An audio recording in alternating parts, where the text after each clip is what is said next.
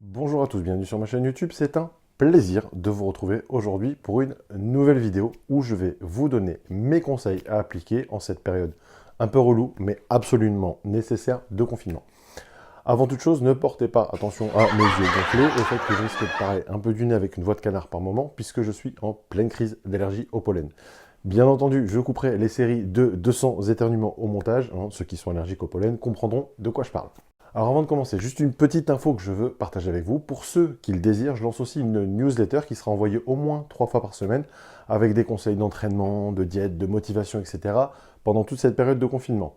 Pour vous inscrire, c'est très simple. Il vous suffit de vous rendre sur mon site www.bikacoaching.com et de vous inscrire dans le pop-up qui s'affiche au bout de quelques secondes sur la page d'accueil et qui vous permettra en plus d'avoir accès à un e-book gratuit. Une fois cette étape passée, surveillez votre boîte mail régulièrement et vous recevrez mes conseils relatifs à cette période. Allez, c'est parti pour cette vidéo.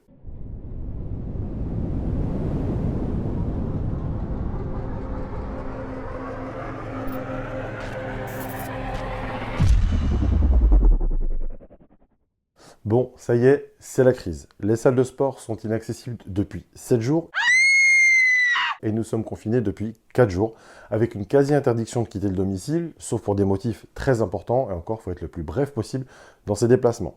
Une grande majorité d'entre nous sont donc désormais en télétravail, confinés à la maison. Il est donc nécessaire de mettre en place un certain nombre d'habitudes pour éviter notamment de prendre du gras et perdre du muscle durement acquis pendant toute cette période. Conseil numéro 1, réduisez votre consommation de glucides. Étant en confinement et en télétravail, on bouge forcément moins.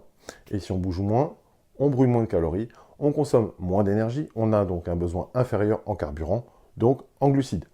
Le problème est le suivant, si vous continuez à consommer autant de glucides qu'en temps normal, où vous pouvez vous entraîner vraiment pleine bourre, à la salle, tous les jours, et comme quand vous avez aussi une activité journalière habituelle, vous avez de fortes chances de prendre du gras. Alors bien entendu, les plus chanceux avec un métabolisme de ouf ne prendront pas de graisse, il y a des vénards, mais hélas, ce type de personnes représentant une faible quantité de la population, il y a fort à parier que la baisse de votre activité et le confinement vont vous faire grossir si vous ne prenez pas les choses en main au plus vite. Je vais donc vous conseiller deux choses. La première à faire, c'est de réduire vos apports en glucides d'environ 25 à 30%. Si vous ne pesez pas votre nourriture, faites-le au visuel et diminuez d'environ un quart à un tiers la taille de vos portions habituelles dans votre assiette. Pour éviter la sensation de faim qui peut arriver, vous pouvez blinder votre assiette de plus de légumes ou de konjac. Konjac d'ailleurs, j'en suis fan parce que c'est un aliment qui contient extrêmement peu de glucides et de calories, mais aussi parce qu'en termes de satiété, ça remplit bien le ventre et je trouve qu'on n'a pas faim après les repas quand on en consomme. Donc pour les grosses bouffes comme moi, c'est un avantage non négligeable. Une autre astuce, ça peut aussi être de privilégier les légumineuses du type lentilles au profit des sources de glucides habituelles, qui sont riz, pâtes, etc. Puisque les légumineuses contiennent moins de glucides que ces aliments. Dans ce cas, vous pouvez mettre ce qui correspond à votre portion habituelle de riz par exemple, en quantité, mais remplacé par des lentilles par exemple. La deuxième chose à faire, c'est de vous surveiller dans la glace. La baisse d'activité, elle va avoir un impact différent sur chaque personne. Surtout si vous êtes une personne qui est habituellement très active, la baisse d'activité quotidienne peut être importante. Et on peut donc facilement prendre du poids et du gras. Votre rôle, ça va donc être d'être vigilant, de vous regarder régulièrement dans la glace et d'être honnête avec vous-même. Si vous voyez que vous avez grossi, il faut stopper les conneries et augmenter l'activité physique, on va en parler après, et ou diminuer les glucides, comme je viens de le dire. Et oublier le grignotage en contrôlant mieux sa diète. Ce qui va me permettre de rebondir sur le point suivant en vous donnant une astuce qui fonctionne très bien pour lutter contre le grignotage. C'est donc mon conseil numéro 2, pratiquer le jeûne intermittent. Qu'est-ce qui se passe souvent quand on est confiné à la maison et qu'on s'emmerde? Eh bien oui, on grignote tout et n'importe quoi. J'ai envie de vous dire, c'est presque normal et c'est un comportement humain, mais ça peut avoir des conséquences sur le poids et faire prendre malheureusement pas mal de graisse. Et pour pallier à ça, il y a une pratique toute simple que l'on peut mettre en place et qui a plus que fait ses preuves sur sa capacité à aider à gérer le grignotage et les fringales, et il s'agit du jeûne intermittent. Alors, il y en a qui parlent effectivement d'effet de mode avec le jeûne intermittent, mais pourtant c'est d'une réelle efficacité en ce qui concerne la prévention de la prise de poids et le contrôle de la faim. Alors je ne vais pas revenir en détail là-dessus, puisque j'en avais fait une vidéo sur ma chaîne qui en explique en détail le principe, mais le jeûne intermittent aide vraiment à réguler les envies au niveau de la nourriture, et je dirais pour deux raisons principales. Tout d'abord, et c'est scientifiquement prouvé, le fait de pratiquer le jeûne intermittent a un impact positif sur la faim, puisqu'il tend à faire baisser le taux de ghrelin, qui est l'hormone de la faim.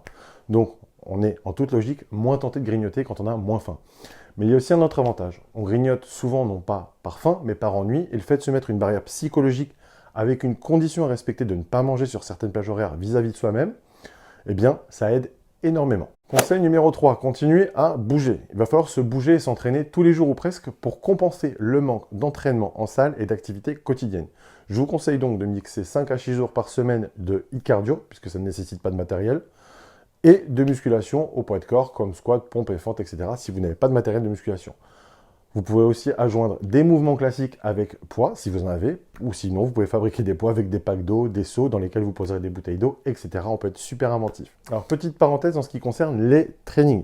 J'ai aussi adapté mes programmes Fat Blaster et Size en y ajoutant des routines maison avec et sans matériel et du HIIT cardio maison. Donc, si vous voulez quelque chose d'un peu plus poussé, qui comprendra aussi la diète, n'hésitez pas à vous rendre sur mon site www.bikacoaching, section Mes programmes. Conseil numéro 4, responsabilisez-vous. Maintenant qu'on a cerné exactement le plus gros problème que peut être le grignotage, il tient à vous d'être responsable et de ne pas acheter des choses qui vous tentent dans votre liste de courses.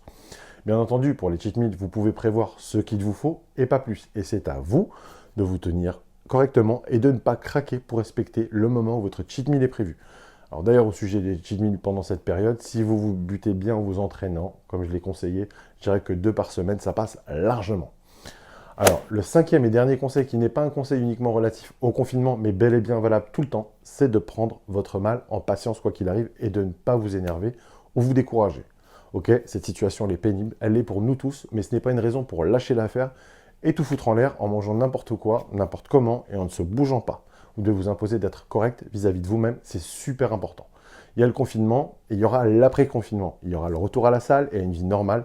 Et je ne pense pas que vous ayez envie d'avoir repris une tonne de kilos ou perdu une tonne de muscles, ou les deux, quand tout ça sera derrière nous, surtout avec l'été qui arrive. Pensez-y. Donc gardez dans votre tête que cette situation, bien que très chiante, est temporaire et nécessaire. Et je pense qu'en plus, elle va nous faire prendre conscience de pas mal de choses, y compris de la chance qu'on en a d'avoir cette liberté au quotidien et cet accès à plein de choses tous les jours.